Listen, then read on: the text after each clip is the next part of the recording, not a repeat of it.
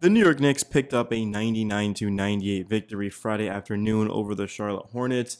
This was a very unimpressive game for both sides. Low scoring. The Knicks turned it over 19 times. They only shot 44.4% from the field. Jalen Brunson missed 3 free throws, but in the fourth quarter at 11 points, put the team on his back and just got bucket after bucket, and the Knicks picked up some key stops. But overall, I mean, what is going on? OG has the best game of his career against the Nuggets, and then one of the worst games of his career against the Mavericks. And then against the Hornets, 3 of 11. Back-to-back, just atrocious games. Mikal Bridges shoots 3 of 10.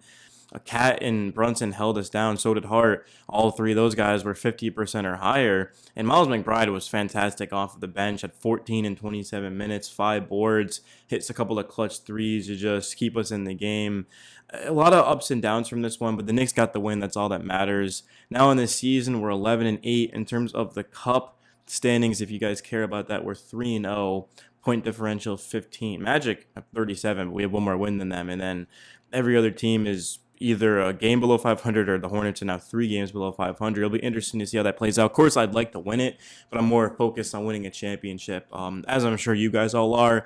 Before the Knicks, I mean, we've just seen just back-to-back struggles, not being able to get into the shot clock early, turning it over, getting bad shots off. Just, I don't know what it is, man. Hopefully the Knicks can go back home and figure this out. I think it's just the road trip. It's been a long one as well. And like I said, the Knicks finished off with a win. I mean, this started all the way back on November 20th to November 29th. So that's 9 days on the road, and the Knicks are going to be home Sunday versus the New Orleans Pelicans, and then Tuesday versus Orlando on my birthday. That's going to be a fun one. The Knicks this season, they're about the same as they were last, which has me very encouraged. It goes to show that you can get up to a slow start and still finish strong. I mean, the Knicks won 50 games last year, which means, of course, they were 50 and 32, which is a very good record. That was good for the second seed. Now, that won't be good enough for the second seed more than likely this year because of the Cavs and the Celtics, but the Knicks, they just need to get healthy. I think that's another large reason why they have lost 8 games is just because Precious Achiuwa, Mitchell Robinson, those guys haven't played this season. We're talking about the Knicks giving up a lot of buckets inside of the interior the past couple of games. Just pretty effortless for the Mavs and the Hornets. And a lot of that just is attributed to, again, just being without some high-level defenders. And that's without 2 guys in the rotation. So now you're relying upon the starters to play more minutes, and you don't have much depth off the bench. We saw Sims play 8 minutes, Payne play 11, McBride played 27. Outside of that, nobody played. It's only 3 guys checking in off of the Knicks bench in this one. In terms of the Hornets, well, they brought in, 5? Yeah, they brought in 5 guys off of their bench, and they would have brought in 6, but Nick Richards did not play in this game. LaMelo actually didn't play as well, so a lot of teams, they're going to go deep, and Tibbs realizes that his best chance to win is by playing his starters, which I get. Before the Knicks to get to where they want to go to, of course, they're going to need that depth, so getting Mitch and Achiuwa back. Achiuwa should be back within the next couple of games, and then Mitchell Robinson should be back late December, probably early January is when we're looking at him, and then it's going to take him time because he's a 7-footer. We saw when Mitch got hurt last season, missed basically the entire regular season, and then came back. Took him some time, and eventually we got it going. He played some great defense on Joel Embiid. The Knicks will need those guys to win a lot of games, but they're still hanging in there, man. 3 games over 500 with a new team, a new rotation. Mikal struggled. OG, of course, has played the best ball of his career, a couple of games off, but defensively, they're still getting after it. We held the Hornets to 98, only scored 99, but whenever you hold a team over or under 100 points, you're doing something right. And we've done that a decent amount this season. I mean, how many times have we done that exactly? The Pistons, for sure, we did. Of course, the Hornets game. I want to say the Sixers, right? That was at Philly. We held them under 100, and I believe that was it. So, multiple times this year, we've been able to win games with our defense. And the offense, it's definitely going to do what it's been doing all year. We're still at the top of basically every major statistical stat, of course, but just the defense, the way it was able to get it done tonight is encouraging. Of course, we saw Tibbs go with Mikal over Cat just to be able to switch at the end of the game.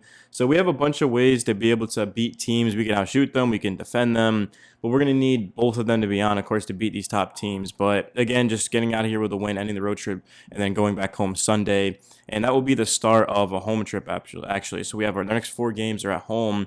We don't have a road game until December 9th. Again, this is November 29th. So, I mean, that's what, 10 days? Not 10 days, but that's a lot of days It's a lot of days until the Knicks are back on the road. So, and the schedule is very, very soft. Like the Timberwolves all of a sudden look very beatable. They've been terrible.